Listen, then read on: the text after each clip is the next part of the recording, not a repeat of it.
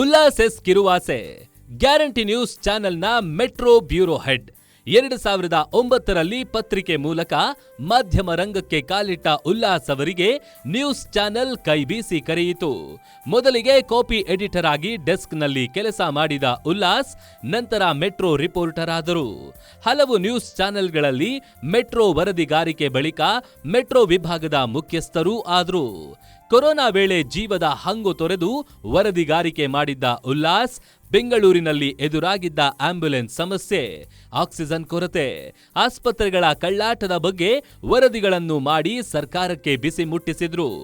GBA, ಜಲಮಂಡಳಿ, BESCOM, ಸಾರಿಗೆ ಇಲಾಖೆ, ಶಿಕ್ಷಣ ಸಂಸ್ಥೆಗಳು ಸೇರಿದಂತೆ ಎಲ್ಲೆಡೆ ತಮ್ಮ ಸಂಪರ್ಕ ಬೆಳೆಸಿಕೊಂಡಿರುವ ಉಲ್ಲಾಸ್ ಬೆಂಗಳೂರಿನ ನಾಡಿ ಮಿಡಿತವನ್ನು ಚೆನ್ನಾಗಿ ಬಲ್ಲರು.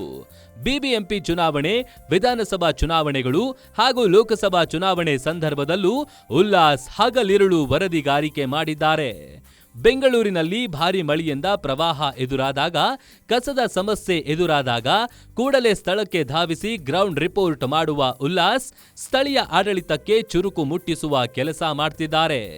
ಯಡಿಯೂರಪ್ಪ ಸಿಎಂ ಆಗಿದ್ದ ವೇಳೆ ಉತ್ತರ ಕರ್ನಾಟಕದ ಪ್ರವಾಹ ಪೀಡಿತ ಪ್ರದೇಶಗಳಲ್ಲಿ ಪ್ರವಾಸ ಮಾಡಿದ್ದ ಉಲ್ಲಾಸ್ ತಮ್ಮನ್ನು ತಾವು ಬೆಂಗಳೂರಿಗೆ ಸೀಮಿತ ಮಾಡಿಕೊಂಡಿಲ್ಲ. ಯುವ ಉತ್ಸಾಹಿ ವರದಿಗಾರ ಸಂಗಮೇಶ್ ಮೇತ್ರಿ ಜೊತೆ ಮೆಟ್ರೋ ವಿಭಾಗವನ್ನ ಮುನ್ನಡೆಸುತ್ತಿರುವ ಉಲ್ಲಾಸ್ ಗ್ಯಾರಂಟಿ ನ್ಯೂಸ್ ಸುದ್ದಿ ವಾಹಿನಿಯ ಅತಿ ದೊಡ್ಡ ಶಕ್ತಿ.